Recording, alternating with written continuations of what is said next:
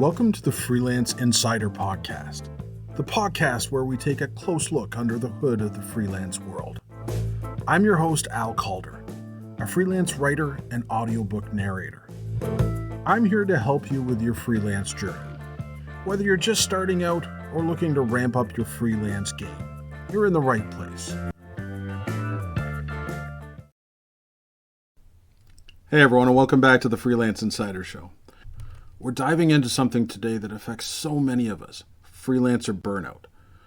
Burnout is one of those things that's kind of a buzzword, right? It's also a very real issue for a lot of people. One study by Reclaim AI found that almost half of all freelancers experience it at some point in their career. That's almost like flipping a coin, right? It makes you wonder if it's almost inevitable. But I guess before we get into why it's so common, maybe we should start with, how do we even define burnout? Having a clear definition is really key. The World Health Organization actually describes burnout as a feeling of energy depletion or exhaustion, increased mental distance from one's job, or feelings of negativism and cynicism related to one's job, and reduced professional efficacy. So it's more than just needing a vacation. It's like a real shift in your whole attitude towards work.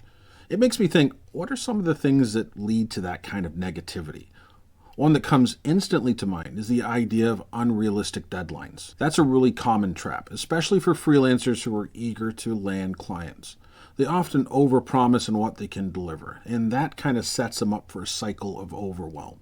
It's almost like setting yourself up for failure right from the start. It feels like there's a pressure to say yes to every project, and that can easily backfire. That constant hustle mentality can be a real problem. Freelancers are often driven by this fear of missing out on income, so it can be really hard to say no, even when you're already overloaded. You end up juggling too many projects, and that's when burnout really starts to creep in. It's too much of a good thing. And speaking of things that can be too much of a good thing or a bad thing, let's consider freelancer finances and their unpredictable nature. It can be really, really stressful. That financial uncertainty is a huge contributor to burnout. And then on top of that, you've got that isolation factor. Freelancers often work alone, so you're missing out on the social interaction and the support that you might get in a traditional workplace. So it's like the combination of all these external pressures, deadlines, finances, lack of support, really creates this perfect storm for burnout. I mean, it's no wonder that so many freelancers struggle with it. Let's say you're listening to this and you're thinking, okay, this all sounds kind of familiar, but am I actually burning out? What are some of the signs to look out for? That's the right kind of question to be asking. Early detection is really key here, and exhaustion is probably the most obvious sign. But it's more than just feeling tired. It's a deep, persistent fatigue that impacts both your body and your mind.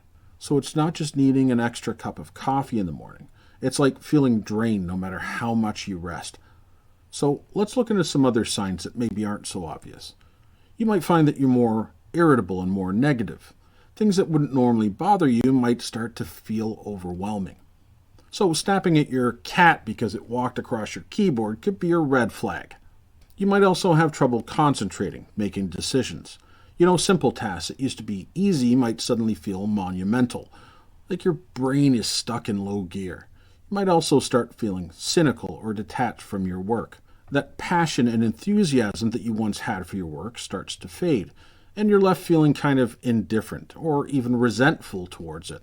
That's when you know it's more than just a bad day, it's a deeper issue.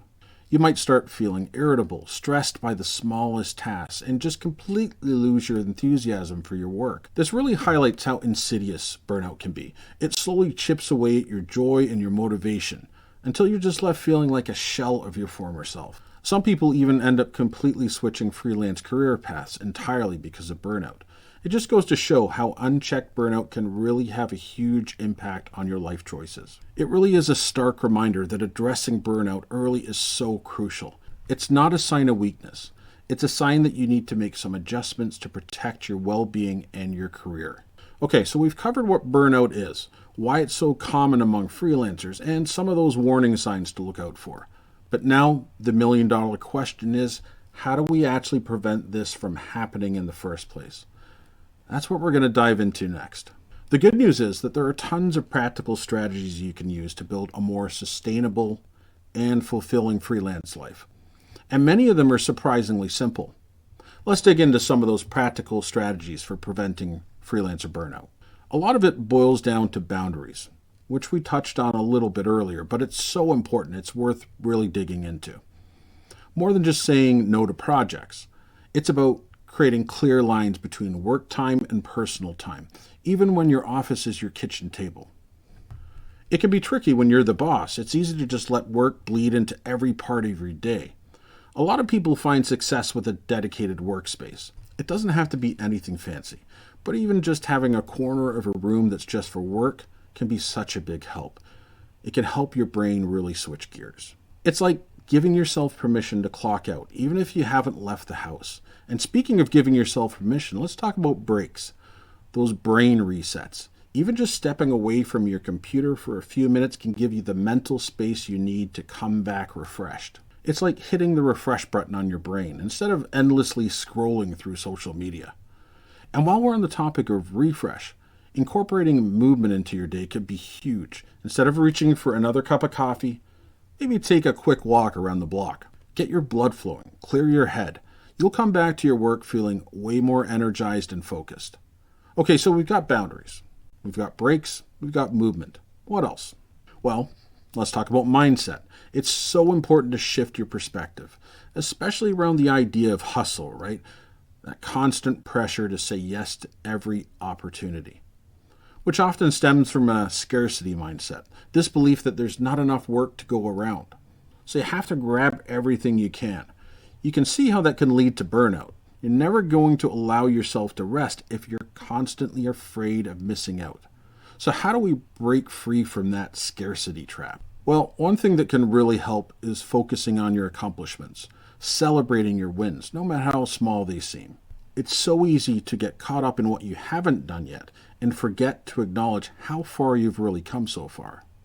And taking the time to appreciate your progress can really boost your confidence, help you realize that there's actually plenty of abundance to go around.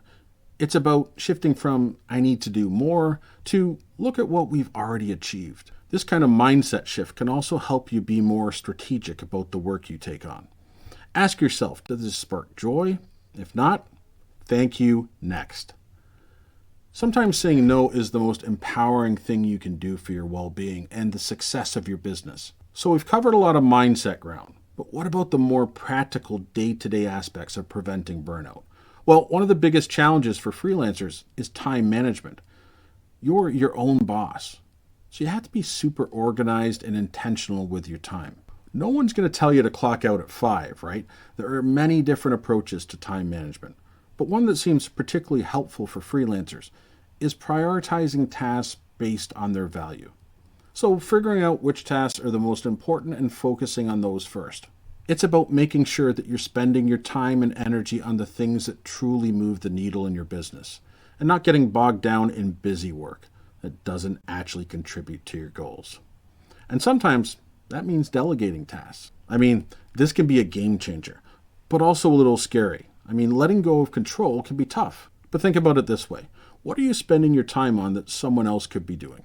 Perhaps consider hiring a virtual assistant to handle things like scheduling appointments, managing email, or maybe even social media.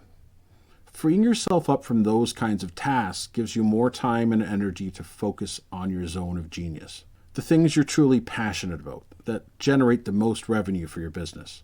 You're recognizing that you don't have to be a superhero and do everything yourself. And delegation doesn't have to be limited to work-related tasks either.